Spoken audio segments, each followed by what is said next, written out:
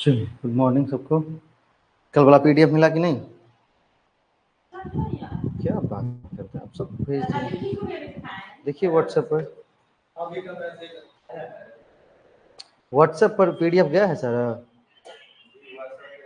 हाँ,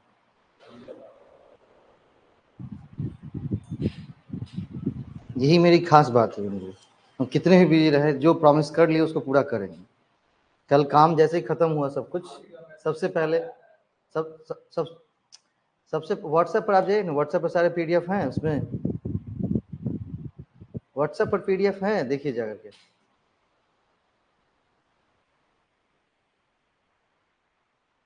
नहीं है व्हाट्सएप पर सारा का सारा पीडीएफ। हम जो पहले भेज चुके थे वो बाद में भेज दिए हैं।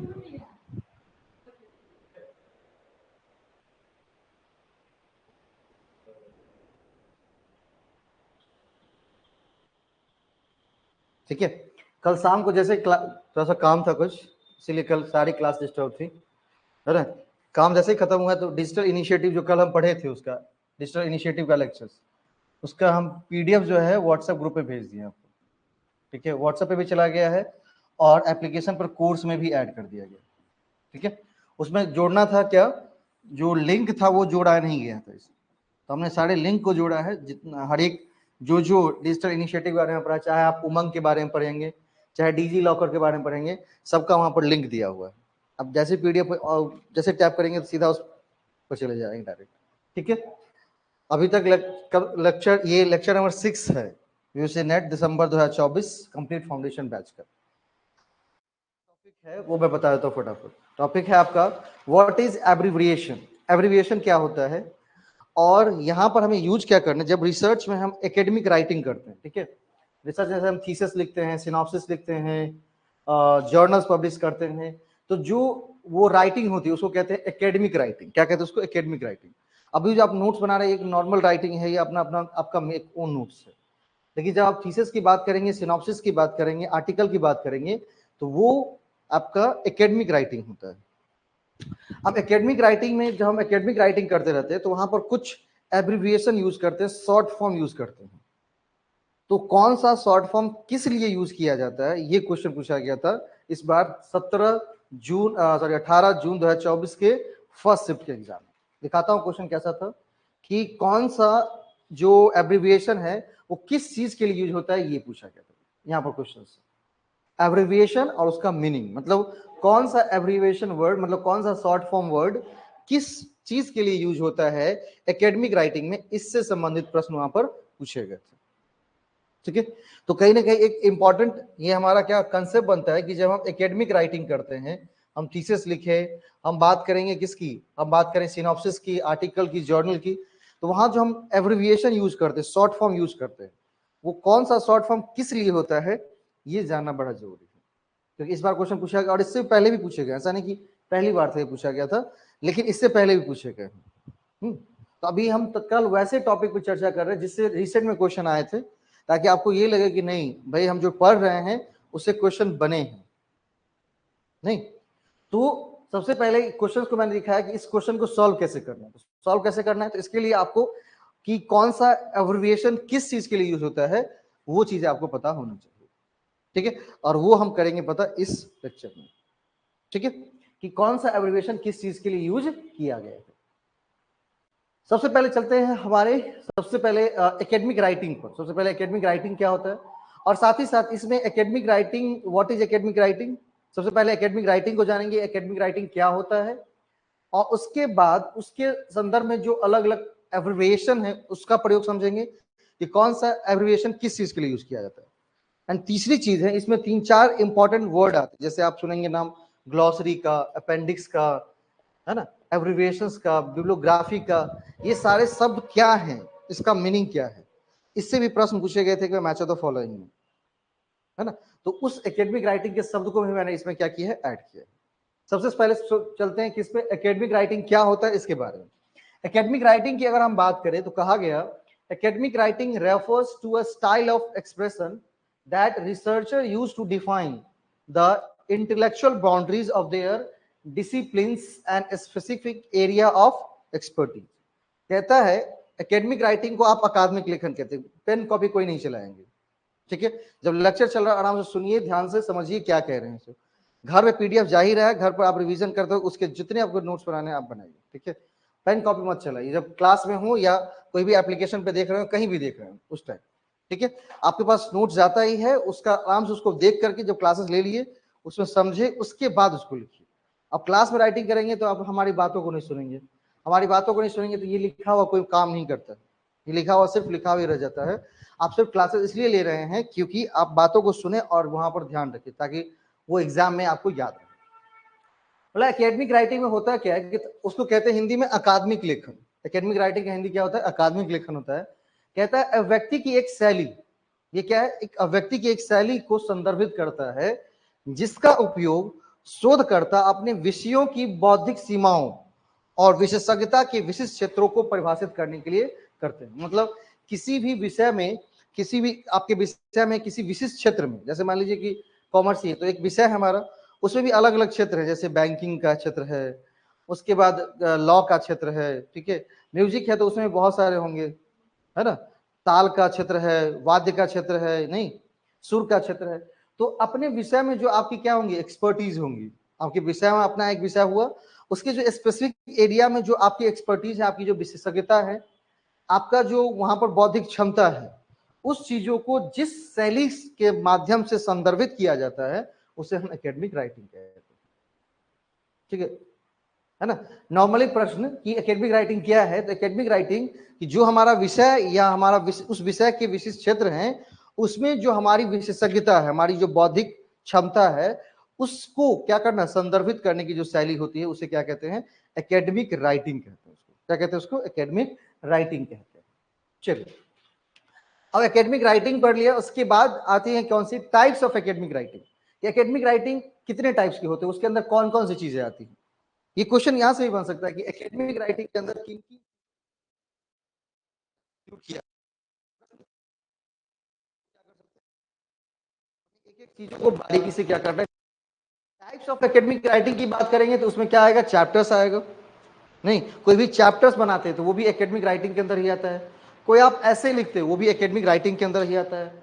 कोई आप रिसर्च आर्टिकल लिखते हो वो भी एकेडमिक राइटिंग के अंदर ही आता है। कोई टेक्निकल रिपोर्ट आप सबमिट करते हैं, मतलब कोई मशीनरी से संबंधित, टेक्नोलॉजी से संबंधित कोई रिपोर्ट सबमिट कर रहे हैं, वो भी आपके एकेडमिक राइटिंग के अंतर्गत ही आ रहा है। इसके बाद एनोटेड बिब्लियोग्राफी, व्याख्यात्मक ग्रंथ सूची।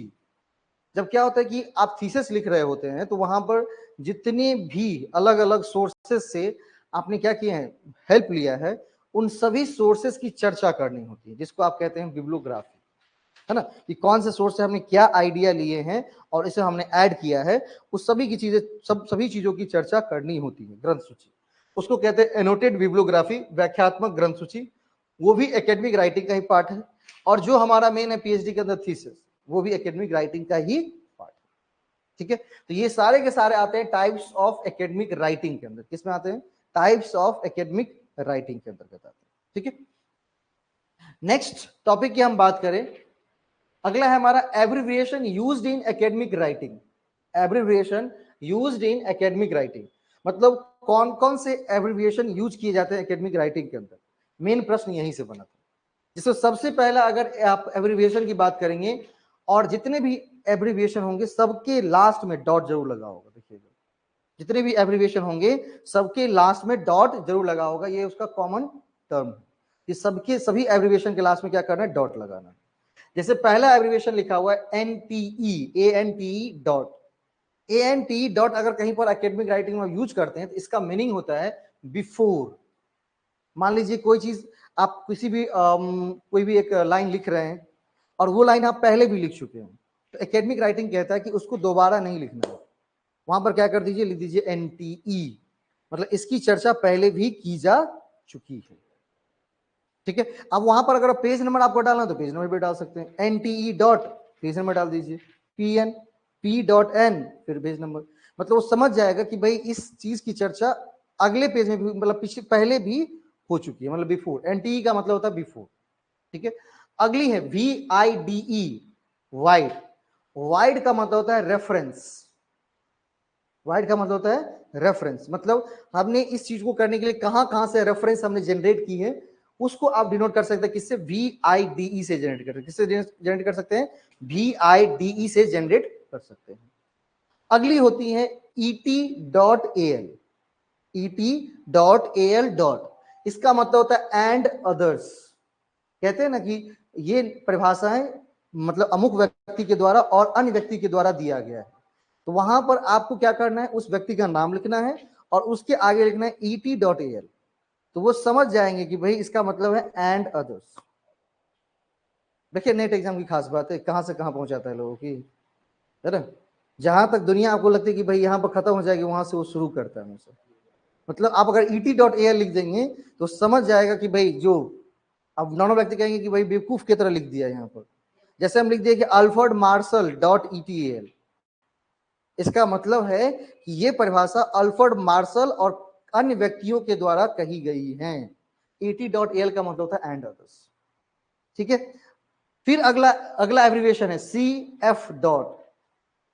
नहीं, CF का मतलब होता है कंपेयर। क्या करना, कंपेयर करना। अब दो व्यक्तियों के बीच में हमको कंपैरिजन करना, तो लिखते थे ना डिफरेंस बिटवीन या कंपैरिजन बिटवीन, अब लिखने की जरूरत नहीं है। उस दोनों व्यक्ति के नाम लिखने हैं, बीच में .CF लिख देना, अपने आप पता चल जाएगा कि इन दोनों के व्यक्तियों के बीच में कंपैरिजन करने की बात कर रहे हैं। CF का मतलब, CF डॉट का मतलब होता है कंपेयर। ये सारे एब्रिविएशन से सब पूछे गए हैं, और जब प्रीवियस उल्टा आएंगे तो बहुत सारे प्रश्न से निकले हैं, इस बार भी प्रश्न निकला है, ठीक है। पढ़ाने के मकसद ये है कि यहाँ के स्टूडेंट को लगता है कि नहीं क्वेश्चन आता ही नहीं है, एकदम अलग दुनिया से पूछ रहा है। अलग दुनिया से कुछ नहीं पूछ रहा है, सब चीजें आपको पढ़ाई जा चुकी है, ठीक है, आप पढ़ते ही नहीं है ना। अगला है हमारा IBID डॉट। IBID डॉट का मतलब होता है the same work as cited directly above, मतलब यही सेम वर्क पहले भी क्या कर दिया गया है, चर्चा कर दी गई है, उसको आप डिनोट कर सकते हैं IBID डॉट से। नेक्स्ट है आपका LOC.CIT। लॉक साइट का मतलब होता है same place already cited same passage used before, मतलब सेम चीजें सेम जगह पर और भी जगह पहले भी यूज की जा चुकी है, ठीक है। जब इसकी डिटेल चर्चा करेंगे तो निकल के आएगा, लेकिन डिटेल इसलिए नहीं करते हैं क्योंकि वीडियो लंबा हो जाएगा, और आजकल लोगों की दिमाग वहां पर है ही नहीं। 3 घंटे का मूवी ठीक लगता है, 3 घंटे के लेक्चर्स नहीं देख सकते हैं, उनको होता है कि 10 मिनट खत्म कर दे। तो लॉक साइट जब आप क्या करेंगे, जब आप डिटेल अध्ययन करेंगे रिसर्च का, रिसर्च एप्टीट्यूड का, जब आपका जो 6 मंथ का कोर्स वर्क होता है, तो वहां से यहाँ पर चीजें सिखाई जाती है कैसे यूज करना है। अगला है P.CIT in a work recently cited before. इस वर्क में जो चीजें लिखी गई हैं, साइटेड का मतलब होता है उद्धृत करना, इस काम में जो चीज उद्धृत की गई है वो पहले भी हो चुकी है, उसको कहते हैं P.CIT से, ठीक है। और भी एब्रिविएशन है, एब्रिविएशन है ET.SEQ। ET.SEQ का मतलब होता है एंड फॉलोइंग। एंड फॉलोइंग का मतलब होता है आगे जो लिखा हुआ वो भी, ये तो है ही। एंड फॉलोइंग का मतलब तो और आगे जो लिखा हुआ है वो भी, या नीचे जो लिखा हुआ है वो भी लेना है। Q.V। Q.V का मतलब होता है क्वाइट वाइड, उसका मतलब होता है विच सी यूज्ड इन क्रॉस रेफरेंसिंग, है ना। किसके द्वारा रेफरेंसिंग, मतलब क्रॉस रेफरेंसिंग, मतलब हमने आपके बारे में कहा और आपके बारे में इन्होंने कहा, हम आपसे रेफरेंस लिए और आपसे जब रेफरेंस ले लेते तो आपने कहा कि नहीं इससे बढ़िया डेटा राजीव के पास है, इसको कहते हैं क्रॉस रेफरेंसिंग, ठीक है। और इसी को कहते हैं चेन सैंपलिंग, जब आप सैंपलिंग पढ़ेंगे तो कि सर हमारे पास वो डेटा नहीं है, इससे अच्छा जानकारी आपको अमुक व्यक्ति से मिल सकता है, तो उसको डिनोट करते हैं किससे, QV से, जो कहते हैं विच सी, और इसको यूज करते हैं क्रॉस रेफरेंसिंग। किसमें यूज करते हैं, क्रॉस रेफरेंसिंग में यूज करते हैं। अगला होता है हमारा REV.EDN रिवाइज्ड एडिशन, ठीक है। मतलब बोलते हैं कि एक किताब एक बार छपी तो पहले होती है एडिशन, और जितनी बार अगले बार छपनी चले शुरू होंगी वो होती है रिवाइज्ड एडिशन। तो REV.EDN का मतलब होता है रिवाइज्ड एडिशन, ठीक है। अगला है विज। विज का मतलब होता है इन अदर वर्ड, लिखते हैं ना कि अन्य शब्दों में, इसे इस तरह भी कहा जा सकता है, तो वहां अन्य शब्दों में नहीं लिखना है इन अदर वर्ड्स, डायरेक्ट लिखना है विज, VIZ डॉट। उसका मतलब वो समझ जाएगा कि इसको दूसरे शब्दों में भी कहा गया है, परिभाषा, है ना। कहते हैं कि एक परिभाषा दे दिए और दूसरी परिभाषा क्या करते हैं, कहते हैं कि दूसरी परिभाषा जो है वो कुछ इस प्रकार है, उसको कहते हैं in other words, in other words, ठीक है। नेक्स्ट बात करते हैं F dot N. F N dot, F N का मतलब होता है फुट नोट। जैसे आप देखेंगे हर एक स्लाइड में यहां पर मैंने डाला है, इसको कहते हैं फुट नोट, ठीक है। जो नीचे होता है उसको कहते हैं फुट नोट कहते हैं। तो एफ एन का मतलब होता है फुट नोट, ठीक है। अब किसी चीज का एक्सप्लेनेशन करना है आपको, और वो चीजें आपने नीचे एक कॉलम बनाकर कर दी है, तो उसको ऊपर कैसे बताएंगे? उसको ऊपर बताएंगे एफ डॉट एन। इसका मतलब समझ जाएगा, ऐसा इसका एक्सप्लेनेशन जो है वो फुट नोट में दिया गया। आदमी तुरंत सीधा फुट नोट में आएगा और पढ़ेगा अच्छा इसके बारे में क्या लिखा हुआ है, क्योंकि अब वहां पर डिटेल चर्चा तो नहीं कर सकते, शॉर्ट में हमको निकलना है।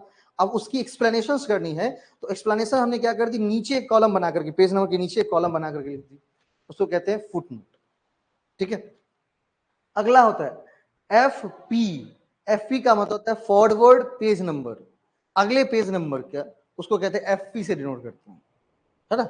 मतलब कि अब यहां पर हम क्या कर रहे हैं, सिर्फ शॉर्ट फॉर्म बता रहे हैं, अब आगे इसका एक्सप्लेनेशन कर रहे हैं, तो हम लिख देंगे कि एफ पी, इस चीज की जो एक्सप्लेनेशन है वो अगले पेज नंबर में, इतने पेज नंबर में, तो समझ जाएगा F P. P dot N का मतलब होता है फॉलोइंग पेज नंबर, जो पेज नंबर में हम चल रहे हैं उसको देखते हैं, डिनोट करते हैं पी एन से। किससे डिनोट करते हैं? पी एन डॉट से। हर एक एब्रिविएशन के नीचे डॉट जरूर लगाएंगे। अगला है tech dot R E P. Technical report आपने पढ़ा कि एकेडमिक रिपोर्ट में टेक्निकल रिपोर्ट को भी सम्मिलित किया जाता है, तो टेक्निकल रिपोर्ट को डिनोट करते किससे? एब्रिविएशन, कौन सा abbreviation? Tech dot R E P dot. उसके बाद है पीटी। पीटी डॉट, इसका मतलब था पार्ट, पार्ट है ये, तो उसको पीटी से डिनोट कर सकते हैं। S U double P L dot, उसको कहते हैं सप्लीमेंट। किसी चीज का सप्लीमेंट है ना, मतलब अगर ये चीजें नहीं तो उसके वाला अनदर चीज है, उसको कहते हैं सप्लीमेंट, ठीक है। मतलब सप्लीमेंट्री एग्जाम दे दिया कि भाई बोर्ड से पास रही हो तो सप्लीमेंट्री से पास हुई, मतलब अगर ये चीज नहीं है तो इसका दूसरा ऑल्टरनेट अगला है, तो उसको कहते हैं सप्लीमेंट। और उसको, उसके लिए एब्रिविएशन यूज किया जाता है S U double P L dot. अगला होता है front, F R O N T dot, उसको कहते हैं फ्रंटी स्पाइस। मतलब कोई चीजें फ्रंट में आगे लिखी गई हैं, उसको कहते हैं फ्रंटी स्पाइस, फ्रंट डॉट करके दिया जाता है। सी ओ एल डॉट या C O L S dot, इसका मतलब होता है कॉलम, बोलते हैं ना रो एंड कॉलम, तो कॉलम को डिनोट करता है सी ओ एल डॉट या C O L S dot, उसको कहते हैं कॉलम। पी है PE R S dot C O double M dot, इसका मतलब होता है पर्सनल कम्युनिकेशन, ठीक है। कुछ पर्सनल कम्युनिकेशन को P R S dot C O double M dot. अगला है ए डबल पी डॉट, उसको कहते हैं अपेंडिक्स। क्या कहते हैं उसको? अपेंडिक्स कहते हैं। सी डॉट, सी डॉट का मतलब होता है सर्टेन डेट, ठीक है। मतलब सी डॉट अगर लिख दिए, सी डॉट और कोई ईयर लिख दिए, तो वो समझ जाएगा कि इस साल के किसी खास दिन की बात हो रही है, ठीक है। तो सी डॉट से इसको क्या कर सकते हैं? डिनोट कर सकते हैं। तो ये सारे क्या है आपके एब्रिविएशंस है, ठीक है। अब इससे प्रश्न कैसे आए थे? तो प्रश्न देखिए, एकदम सिंपल आया था प्रश्न। कौन किसके लिए होता है? ETL, NTE, CF, IBID. तो सीएफ का मतलब होता है कंपेयर, कंपेयर, मतलब सी का क्या होना चाहिए? 4 होना चाहिए, ठीक है, सी का 4 होना चाहिए। अब यहां पर ऑप्शन दिए गए थे, सी का 4 किस में है? देखिए तो एक ही जगह पर है सी का 4, ऑप्शन नंबर बी में। आंसर क्या होगा हमारा? Option number B. चलिए और भी मिला लेते हैं। ईटी सॉरी एनटी का मतलब क्या होता है? बिफोर, मतलब बी का क्या होना चाहिए? 3 होना चाहिए, बी का 3, सी का 4। आईबी सॉरी ईटीएल का मतलब क्या होता है? ईटीएल का मतलब अभी अभी बताया, ईटीएल का मतलब एंड अदर्स। ईटीएल का मतलब एंड अदर्स, तो ए का क्या हो जाएगा? 2 हो जाएगा। और आईबीआईडी का क्या हो जाएगा? In the same place same passage, तो आईबीआईडी से डिनोट करेंगे उसको। तो भाई डी का क्या होना चाहिए? 1, सी का 4, बी का 3, ए का 2। आप देख लीजिए यहां पर, ए का 3, बी का 1, सी का 4, डी का 2। आंसर इज, ठीक है। मतलब अगर एक याद रहेगा तो आसानी से क्वेश्चन बच जाएंगे, इतना आसान क्वेश्चन रहता है, ठीक है। अगर हम डेली अगर एक एक चीज को खाली करें, सिर्फ और सिर्फ एक एक चीज को करें, हाँ 50 क्वेश्चंस आ रहे हैं, 50 में कम से कम भाई एक तो पैसेज है 5 क्वेश्चंस, कोई बात ही नहीं, 5 क्वेश्चंस डीआई है, उसकी कोई बात ही नहीं, 5 क्वेश्चन मैथमेटिकल रीजनिंग है, उसकी कोई बात ही नहीं, क्योंकि ये तो सारे प्रैक्टिस भी आते हैं। तो यहां से 15 क्वेश्चन हटा दीजिए, कितने बचते हैं? 35 क्वेश्चन। ठीक है, अब 35 क्वेश्चन बचते हैं। इसके लिए अगर भाई हमारे पास कितना महीना बचता है? 6 महीना बचता है। कितने दिन होते हैं? 180 दिन। 100 दिन तो हम पढ़ाई कर सकते हैं ना, 100 दिन पढ़ाई कर सकते हैं। 100 दिन का मतलब क्या? 100 टॉपिक्स।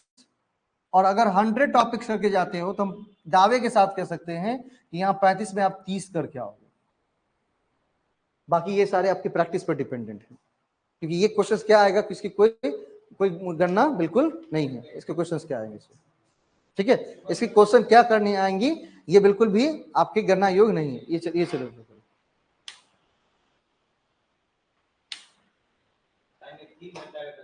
ठीक है ना। ये क्वेश्चंस क्या आएगी, 100 टॉपिक्स अगर करके जाते तो यहां से क्या हो जाएगी, ये सारी चीजें क्लियर हो जाएंगी। बाकी ये 15 चीजें बिल्कुल प्रैक्टिस पर डिपेंडेंट है। ठीक है, और इसको कहते हैं कि भारी क्वेश्चन। हर एक चीज से, एसडीजी से क्वेश्चन, एमडीजी से क्वेश्चन, डिजिटल इनिशिएटिव से क्वेश्चन, और वो सब का सब लाइन एक एक क्वेश्चन। इसीलिए हम एक बार अलग अलग लेक्चर्स बना रहे हैं, और इस बार डेंगैया देंगे दिसंबर में। हाँ, क्योंकि कहता है कि क्वेश्चन ही नहीं आता है, एक भी क्वेश्चन नहीं आया है।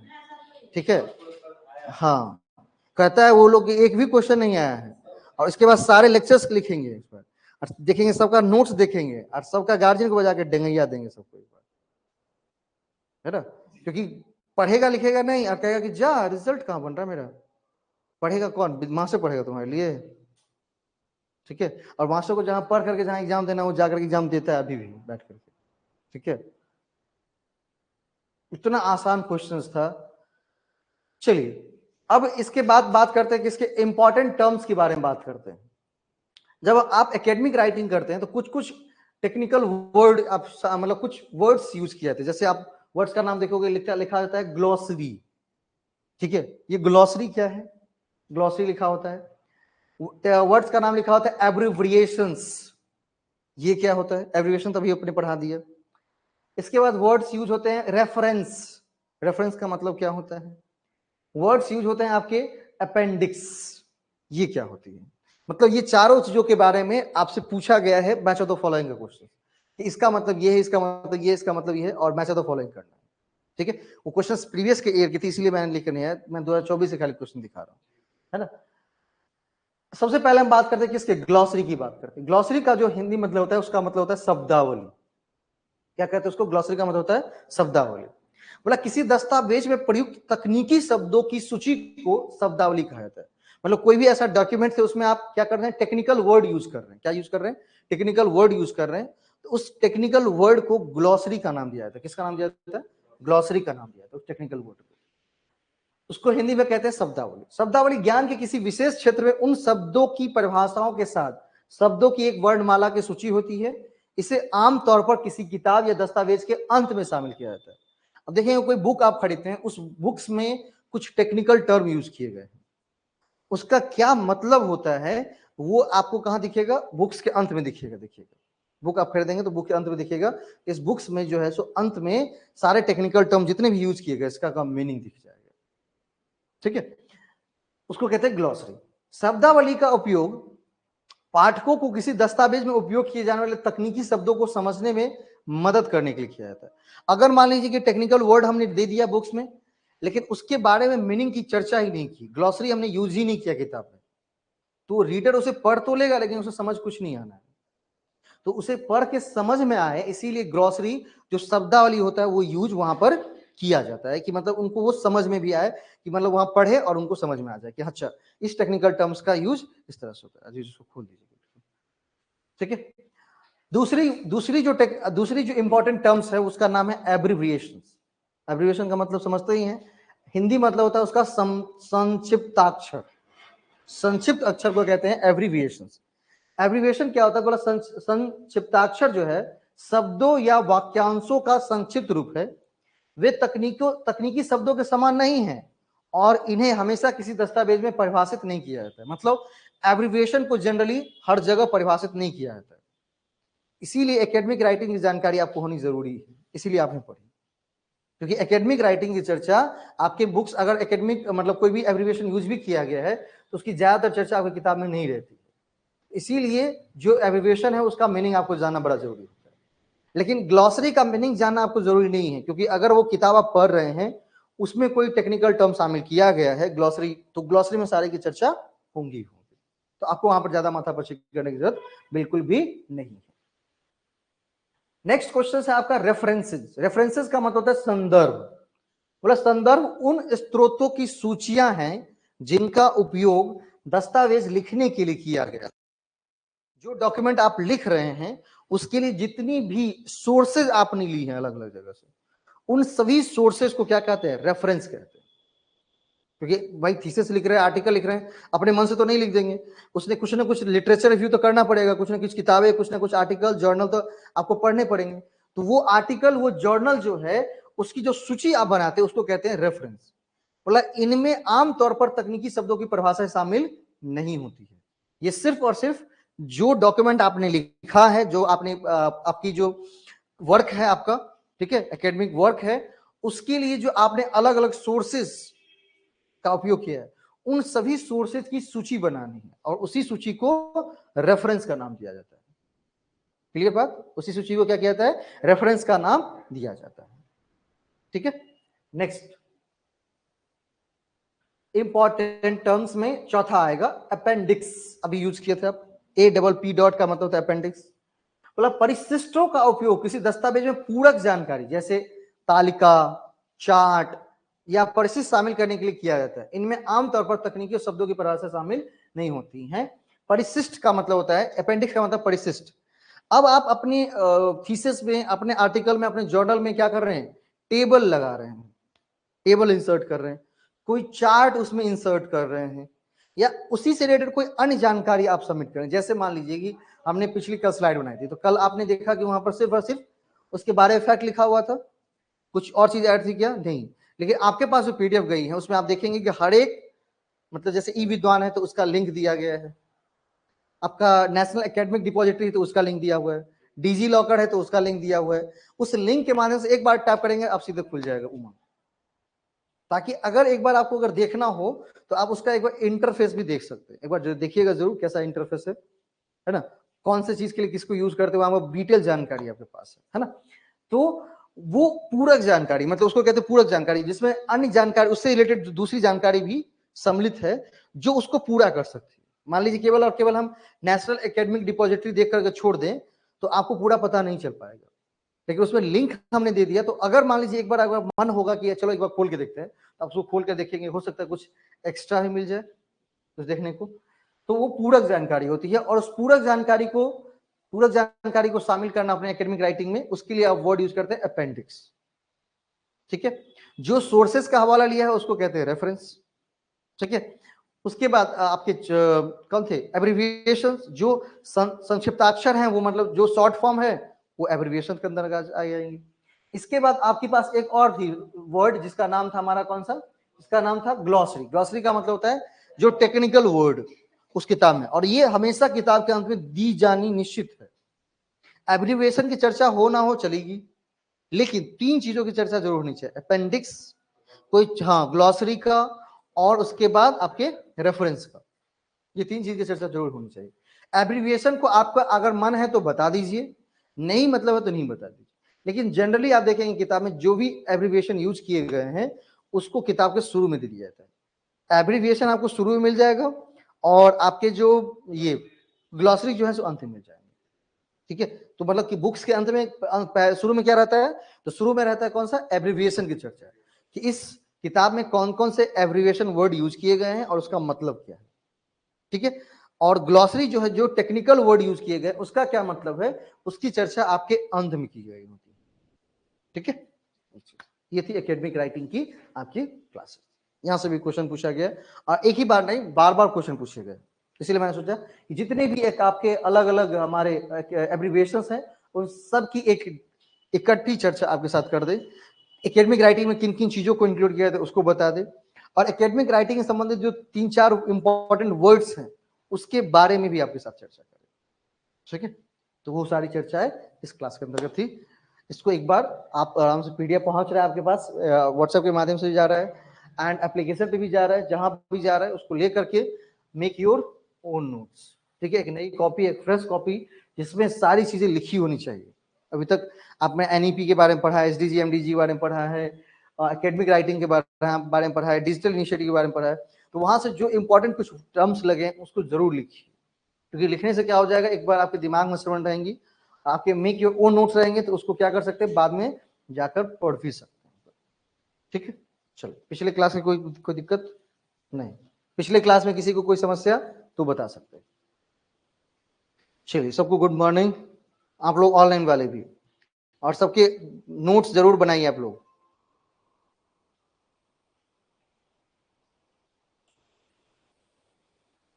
चलो,